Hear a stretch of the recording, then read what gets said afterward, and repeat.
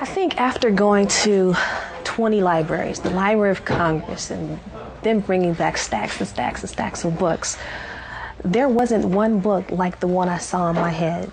And I couldn't get a publisher to publish it for me. So I said, you know what, I've always been an entrepreneur. I'll do this too. Tell me about your book, the name of it, and who buys it. Entertainment Power Players, the premier television, motion picture, and music business directory.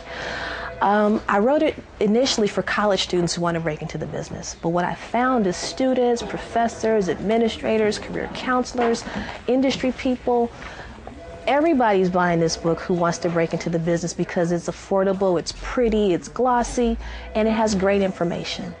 Where is your book sold? It's sold in various bookstores like Samuel French. Here in Hollywood, it's sold in like 5 or 6 bookstores. It's on about 80 college campuses, about 30 libraries, maybe 40 libraries nationwide, and we're still growing. So I'm looking to get onto more campuses, into more libraries, and into more bookstores. Tell me about the steps that you took to actually put your book together. The first thing I had to do was figure out who we were going to interview. So me having a journalism background, that was the easy part. I could always find the person. I could always interview the person and write the story. So it was the interview, then it was the listings. We had 5,000 listings, so that was the thing. And the third part was the advertising. I'd never sold an ad in my life. So it was how do you actually get people to advertise in a vision that doesn't even exist? Everyone wanted a prototype. So the first thing I had to do was get that first person, that first company to believe in me, and that first company happened to be Kodak. Kodak had this wonderful worldwide student program, and they told me, Dackeyia, we believe in you. Go ahead and you do whatever you have to do to open other doors. This is from 1992. This is the precursor to the book. This is how I got started. This is the first film contacts list I put together. Looking back at your original plan for a guide, does the finished product meet the dreams that you once had for an entertainment directory? Stayed exactly the same. I had written this business plan. I saw Jerry Maguire. After I watched that movie, I sat down and it took me 3 months. I'm just typing from my heart. This is my dream on paper. This is what I see. And I stayed with that vision. I stayed on that course for 8 years. I didn't stop. I didn't deviate. That was it. That was my roadmap. Why did it take you 8 years to actually get Entertainment Power Players on the shelf? Well, I guess just being a novice. Just really being a novice. I mean, having a business plan was one thing, but executing it was another. I didn't know how to, get it into stores.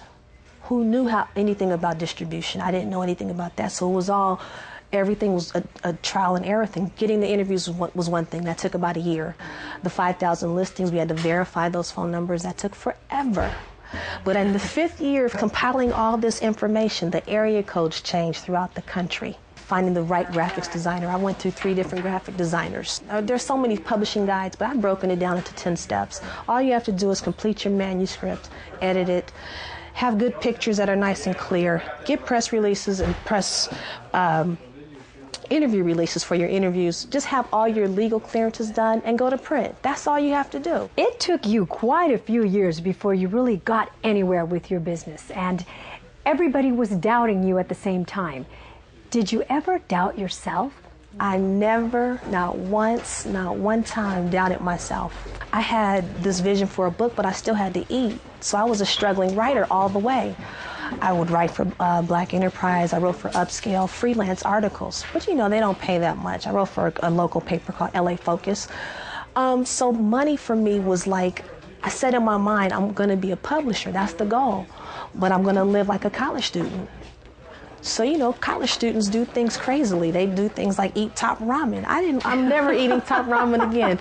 How much money did you spend on this entire business venture? But the real basic thing, and I've calculated the 8 years, but I had a basic structure and then the overall structure. For every $20 that I got, that I made from freelancing, whatever, I saved $12 for my media kits for years.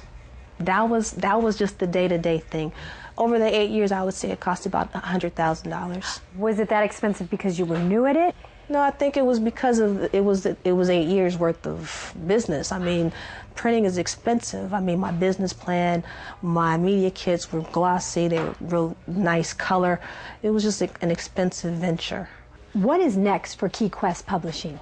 Key Quest Publishing just celebrated our 5th year anniversary, February 19th.